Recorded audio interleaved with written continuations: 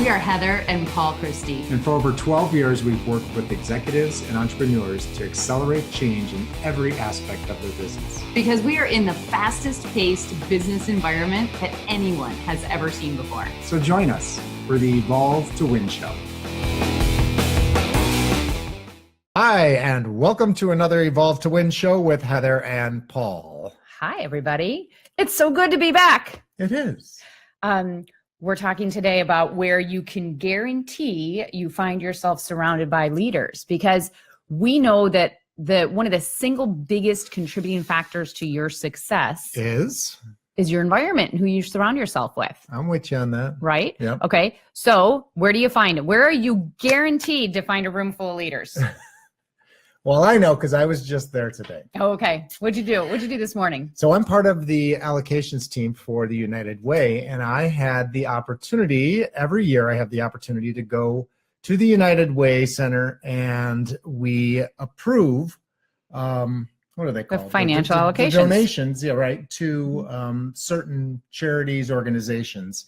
And there's always a room full of always really great people, really great leaders. And I thought, boy, that would be a great topic to talk about, because I know a lot of people, whether you're in sales or you're in some type of leadership role or you own a company, you are always looking to meet, like-minded people that are interested in the same things as you, and also are maybe you're not going to meet at a normal networking event.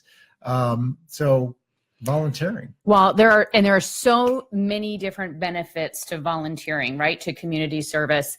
And when you think about your level of service currently, there's sort of a rule of thumb here that if you want better results, you just find a way to serve more people. So they go hand in hand.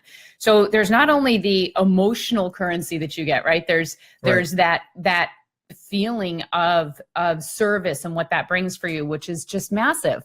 But then you think about the other aspects that maybe people aren't always thinking about. And some of the other benefits of serving is the environment that you put yourself in, right? Tell me a little bit more about that. Oh, okay, I'd be happy to.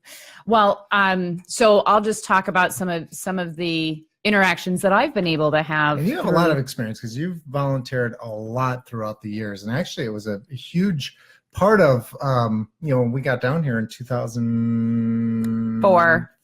4, 5, Well, 6? we got here in 4, but we really sort of came out of our cocoon in 2005. Yeah. And when we got here, it was, that was one of the first things that we did as a team, just getting out there and volunteering and going to a lot of networking events, and you were getting on board. So tell us a little bit about that, Heather.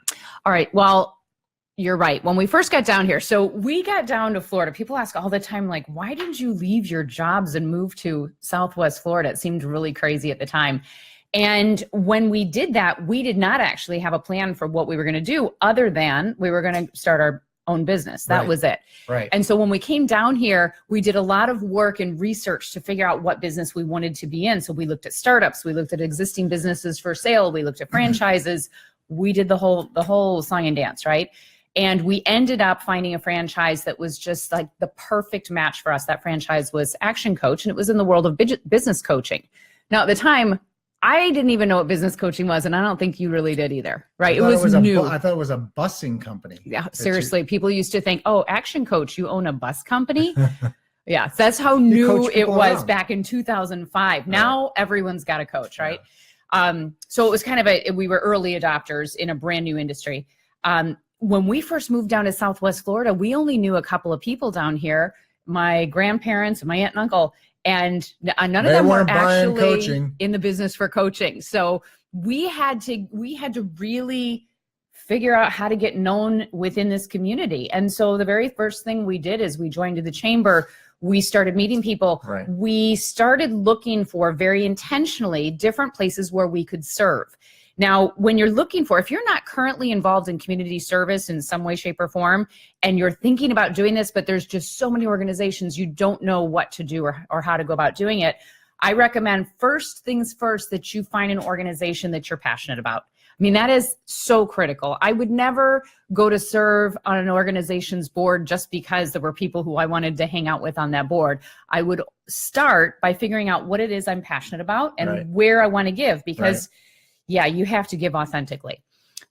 So what we did is we looked at a number of different organizations that were very big in our area, and we chose one that was, an organization that we were passionate about. And I already knew somebody who was on the executive committee there. And so I asked how I could serve. And the very first thing he said is, well, I'd like you to be an Emerald sponsor of this event. And it was a $2,500 check. And at that time, we had just started our business. We had not worked for over 6 months time. So we were traveling Europe. And so writing that $2,500 check I was was giving like you a pushback big, on it too. Because I'm pretty is it skimpy with our, no, we're pretty tight with our We'll money. just Yeah, call we're you pretty tight. tight with the money. And You so I were was tight like, with the checkbook. I was like, what? And I said yes. $2,500? You kidding me? And I said yes immediately. Yeah. And one of the reasons I said yes, of course, was because the organization we were donating to was a great organization and it would benefit that organization tremendously. But the other reason I said yes is because I recognized that this person on the executive committee needed to know how serious we were about supporting the organization, and were we going to get behind it, because people who served on his committee were behind it. So it was tough to part with that money when we really didn't have it to give, but we gave. And I never looked back, because as soon as we became Emerald sponsors, he asked me to serve on the executive committee. So I surpassed a lot of the years that I might have been serving on other committees, and went straight into a leadership committee.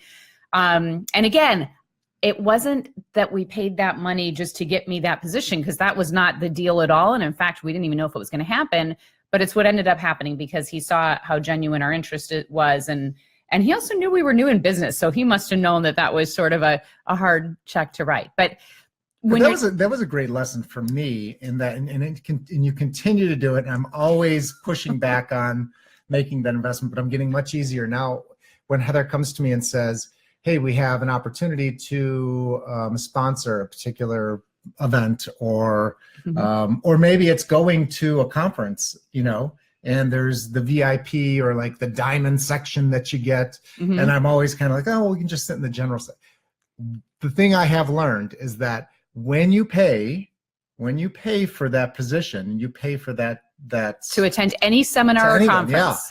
You're going to be around people who are investing in themselves at a high level. And so, we've gotten a ton of business that way. We've gotten a ton of contacts, a ton of people that referred business to us, that we've done business with. So yeah, there is something to be said about that. Yeah. And so when you think about serving, the first rule of thumb, of course, is to find an organization that you're passionate about. And, you can even Google it these days. It's so much easier now to find volunteer organizations that are a good match for you. One of my favorites that I ever served was way early on, when I was a wish granter for the Make-A-Wish Foundation. You remember that back in Chicago? So this was back before I really understood the whole deal about community service and what it was all about. But I'd heard about this organization called Make-A-Wish, which is such an awesome organization.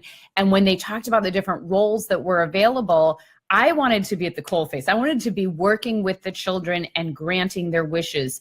And it blew my mind that I could actually do that as a first step. So that was my entree into that organization. So I actually got to interview these children who were diagnosed as terminal. That's how you get to have a wish granted, is you have to be diagnosed as terminal, which there's just so much emotion that goes in, along with having those conversations. Right. Yeah. But I remember, and we'll tell one story because it's just such a cool story. One story in particular tells me that I was in the right place at the right time for all the right reasons. I had this young lady who had a brain tumor, and she had been diagnosed as terminal. And I remember I went and I met her for lunch with her family, her mother and her sister. And I was asking, what is your wish? And, what I had learned by then is it was really difficult for kids to come up with the right wish for them, because sometimes they were worried about the cost, or they didn't want to ask for something that was unrealistic. So when I first started working with this young lady, she was talking about maybe getting a computer. She was talking about having something that was an object, a possession that she didn't seem that excited about or inspired by. So I started digging a little deeper and asking her more questions. And I asked her, was there any place that she'd ever dreamed of going that she hadn't been yet? And just like that, she said, yes, Paris.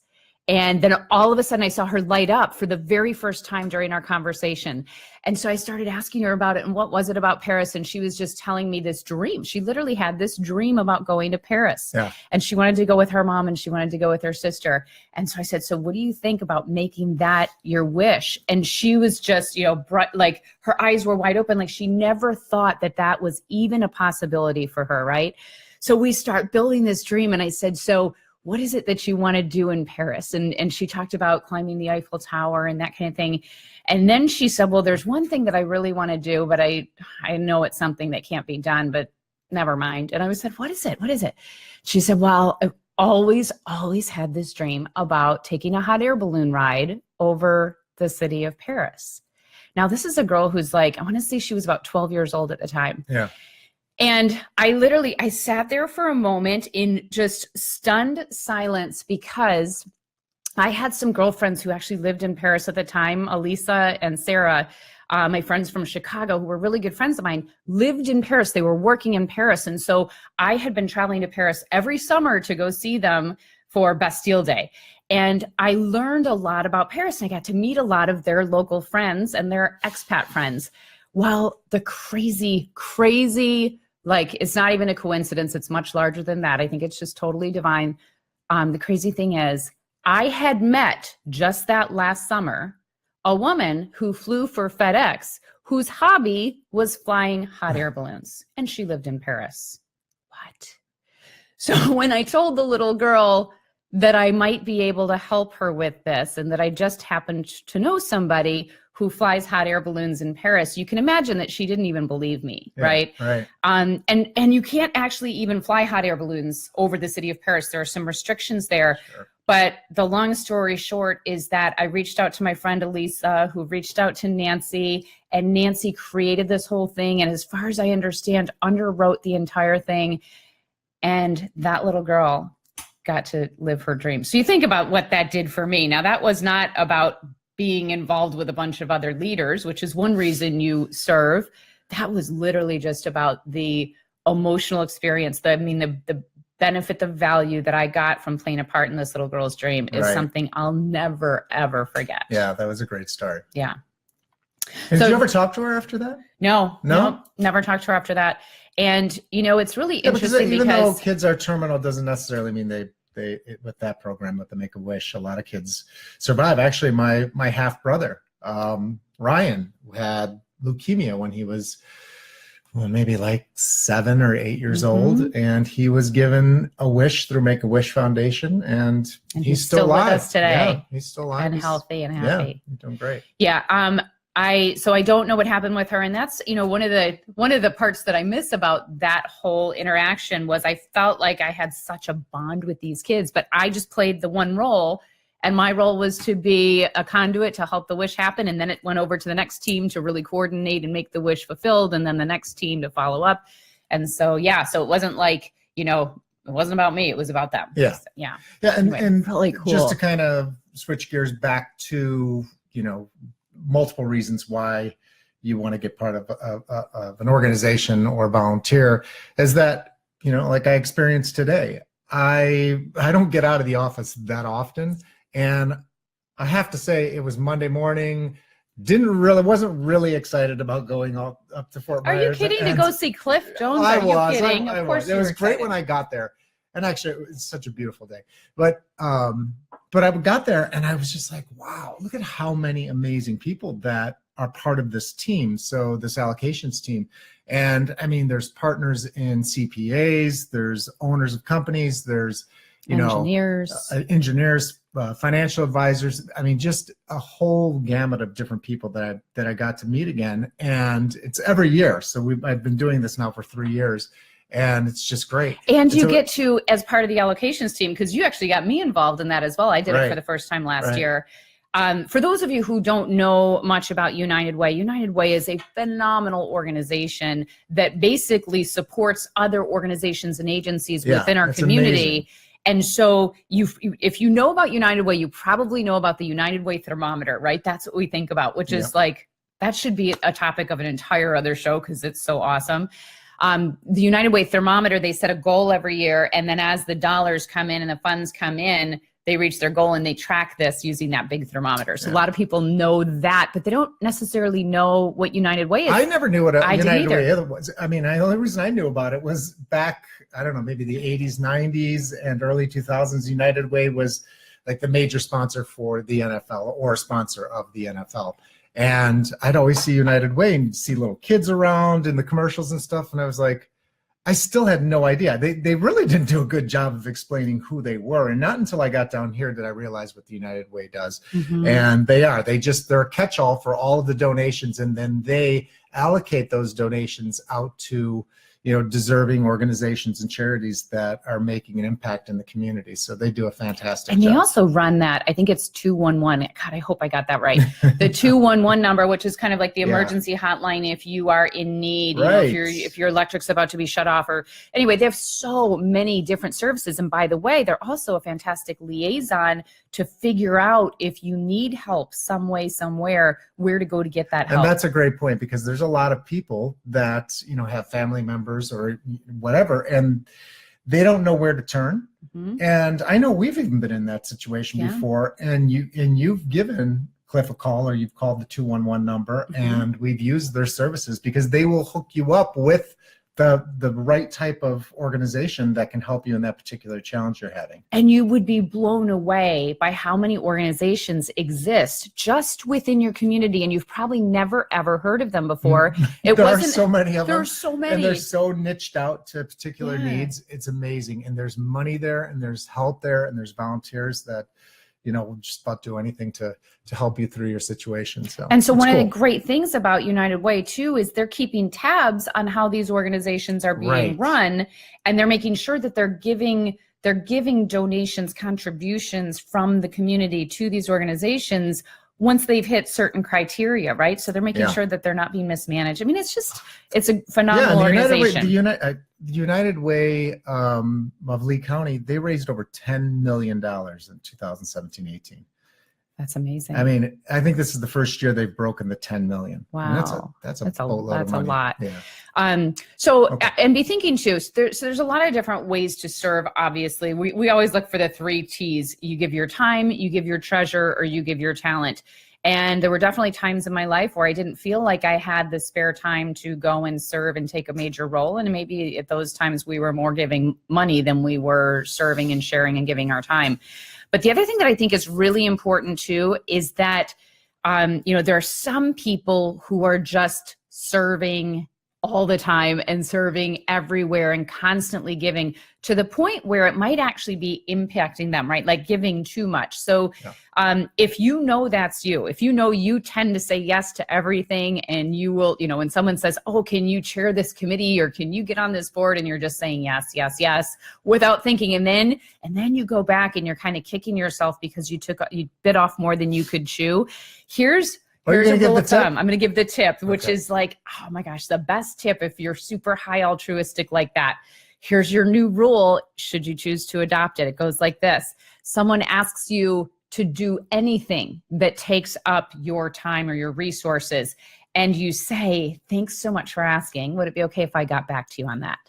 So all I want you to do is just don't feel like you need to give an immediate answer. For those of you who know that that's your default and you have a really hard time saying no, I want you to really consider just saying, thanks for asking. Would it be okay if I got back to you?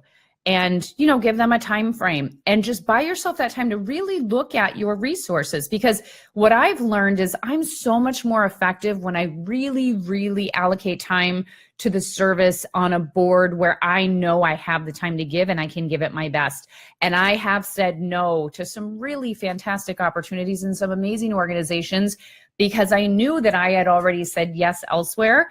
And so I just want you to be thinking about that, because it's no good if you're totally out of balance and if you're constantly giving and always saying yes and you're not taking time to do whatever else it is you really need to do. Or if you're pulling your time away from the organization that you really want to serve because you've spread yourself too thin. So use that trick, buy yourself some time. And that is the number one trait for great leaders, is knowing what to say no to.